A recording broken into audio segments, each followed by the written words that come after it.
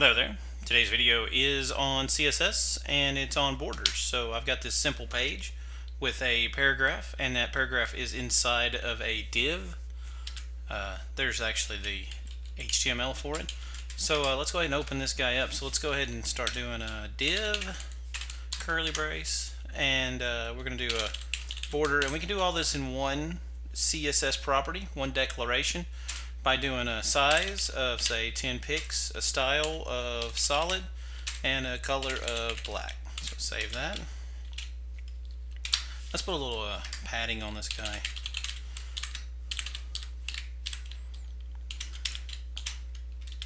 And that's the easiest way to put a border around something. Now there are several options you can do here. There's different colors you can do, such as blue, green,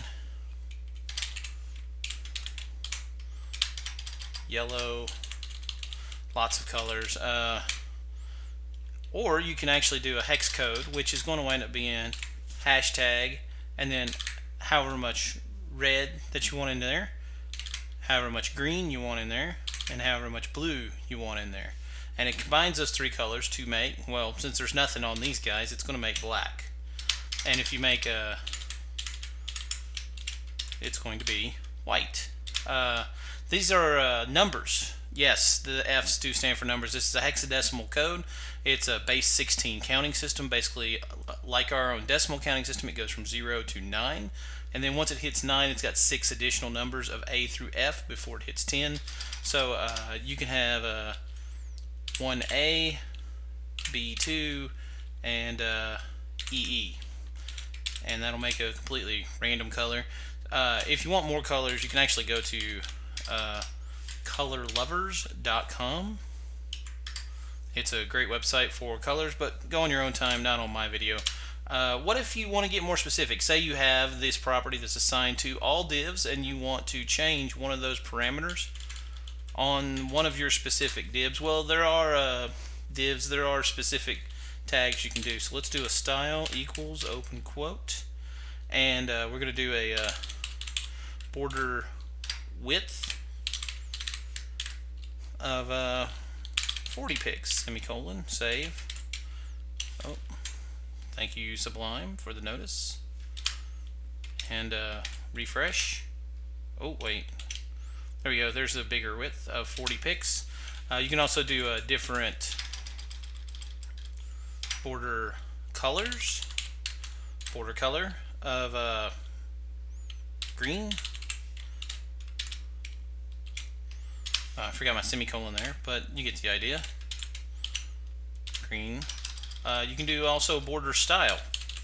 Now, border style is where things gets a little bit crazy because there are many different border styles. Let's do a dotted. There we go. So you can actually specify one particular thing and make it different. Say if you had a CSS that affected all divs, and then for some reason you have one div on the page that you want it to be a little bit different, you get those three options to modify. Now let's look at the different div styles. We've seen a dotted, which was dotted like that. There's a dashed, which has dashes. There's a none, which means there's no border. Hidden, which means that it's hidden. That usually comes into play when you have conflicts in CSS.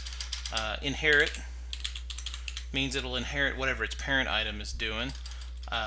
There's the 3D, oh wait, there's also double. Always forget about double. Refresh, double line. There's also some 3Ds called groove,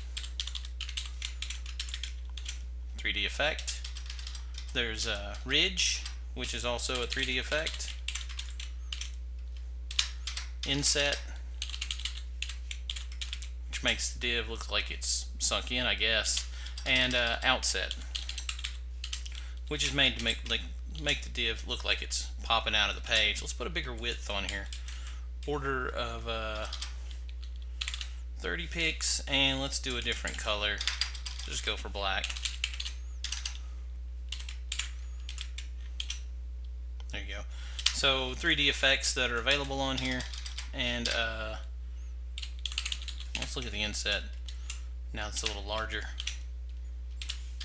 and ridge.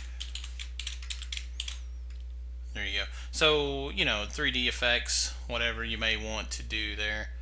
And that's how you create borders on things in CSS. So hopefully you've learned something from this.